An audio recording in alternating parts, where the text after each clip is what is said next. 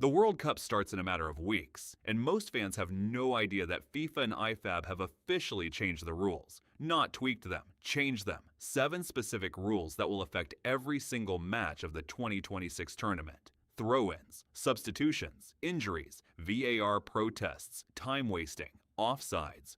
All of them look different now.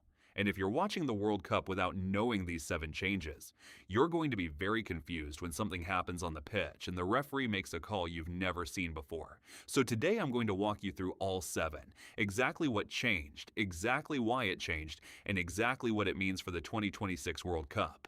Starting with a rule that targets something every team has been doing for decades. Rule number 1, and it targets one of the oldest time-wasting tricks in the game: the throw-in.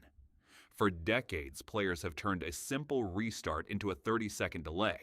They walk slowly to retrieve the ball. They adjust their position.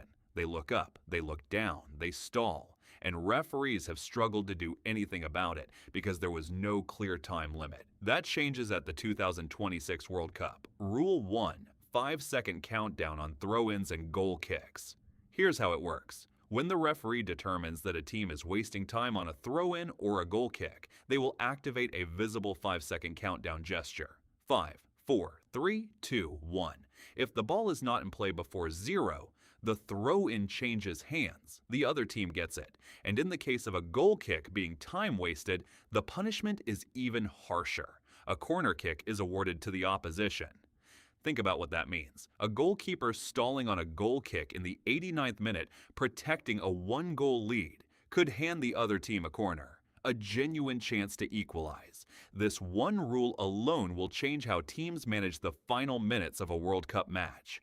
FIFA is serious about eliminating time wasting at this tournament, and Rule 1 is just the beginning. You've seen it 1,000 times. A substitution is made, the manager holds up the board, the 4th official signals, and then the player being replaced starts the slowest walk in human history toward the touchline, limping dramatically, stopping to shake hands with every opponent, taking the long route around the entire pitch, all while his team plays with 10 men and the clock keeps running.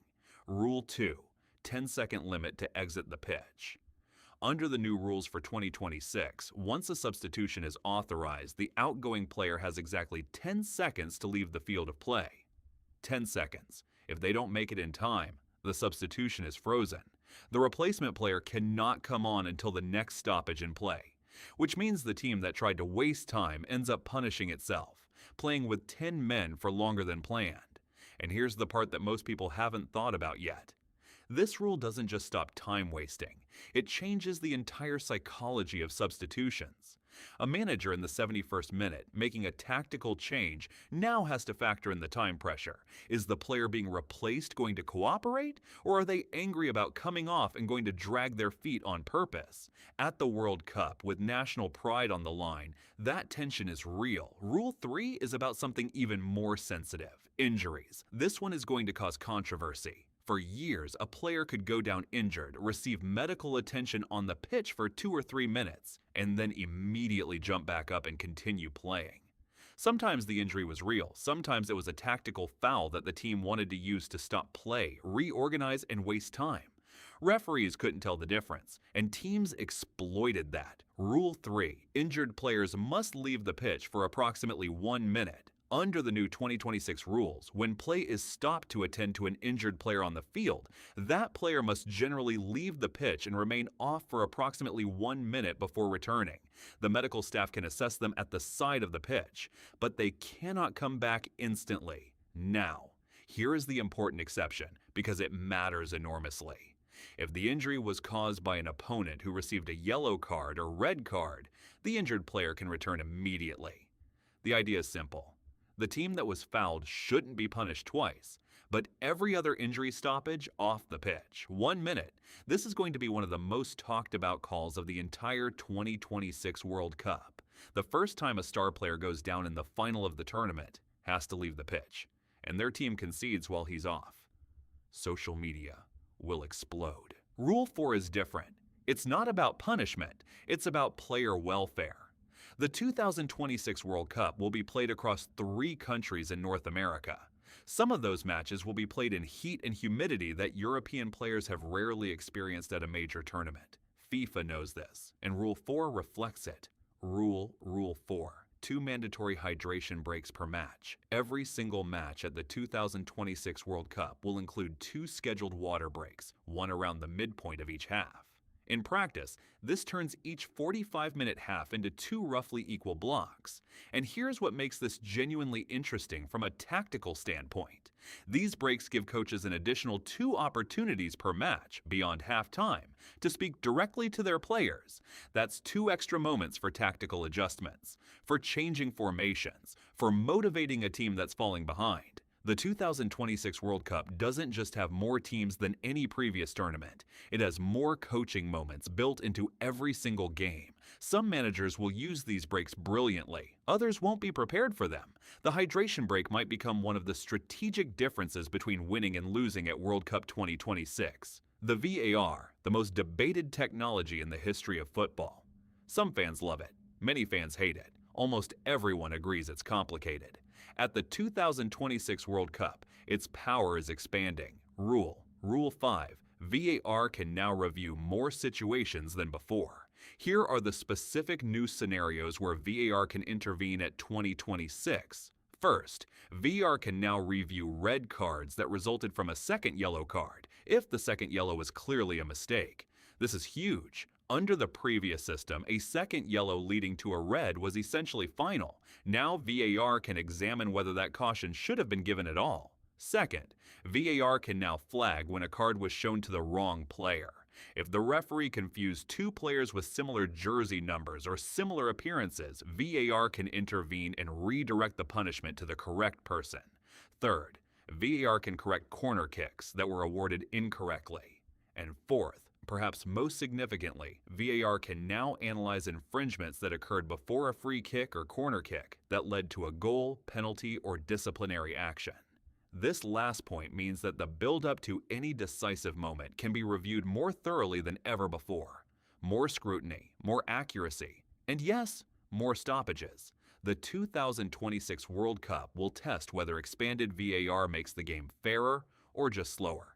Every World Cup has moments where players lose control. They surround the referee, they argue for minutes, they make gestures of disbelief. Captains, non-captains, substitutes, everyone joins in. FIFA and IFAB have had enough. Rule 6. Stricter conduct and protest rules. The first change. Only the captain may approach the referee to ask questions or dispute a call. Not any other player. If a non-captain player approaches the referee to argue, automatic caution. The second change is the most dramatic. Players who abandon the field of play as a form of protest against a referee's decision can be sent off. That's right. Walking off the pitch in anger, the kind of theatrical gesture that some players use to show their dissatisfaction, is now a red card offense. And there's a third change that some competitions are already testing. Players who cover their mouths to speak privately to opponents or officials may be penalized. The intention is transparency. What happens on the pitch should be visible and accountable. At a World Cup, where cameras capture every angle and every whispered conversation can be lip-read by millions, this rule changes the culture of how players interact with referees. The days of 10 players screaming at a referee after every call? FIFA wants them gone by 2026. And Rule 7 is the one that could quietly reshape how football is played at the highest level. Rule 7 has 2 parts, and both of them are subtle in the best possible way. Let's start with the advantage rule change. Rule 7. A. No yellow card after advantage leads to goal. In the current game, if a referee plays advantage after a foul, meaning they let play continue instead of stopping it, and the attack ends in a goal, the referee still comes back and books the player who committed the foul. Under the new thinking for 2026, if advantage is played and results in a goal, the logic is, the foul didn't actually stop a promising attack, so the automatic yellow card for that infringement may not be issued. The punishment fits the outcome, not just the action. Rule 7b. The Wenger offside law. This is the big one, named after former Arsenal manager Arsène Wenger, who has been pushing for this change for years. The idea, a player should only be ruled offside if their entire body, or at least the part of the body that could legally play the ball, is beyond the last defender. Under the current system, being millimeters offside with a shoulder or armpit is enough to disallow a goal. The Wenger law would end that. This rule is currently being tested in other competitions. The 2026 World Cup could be its greatest test yet.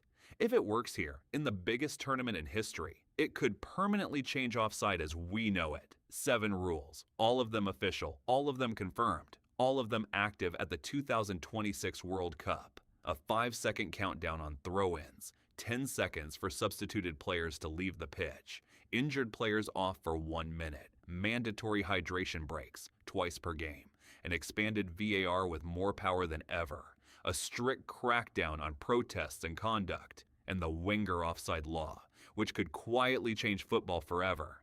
The next time you're watching the World Cup and something happens that surprises you, you'll already know why.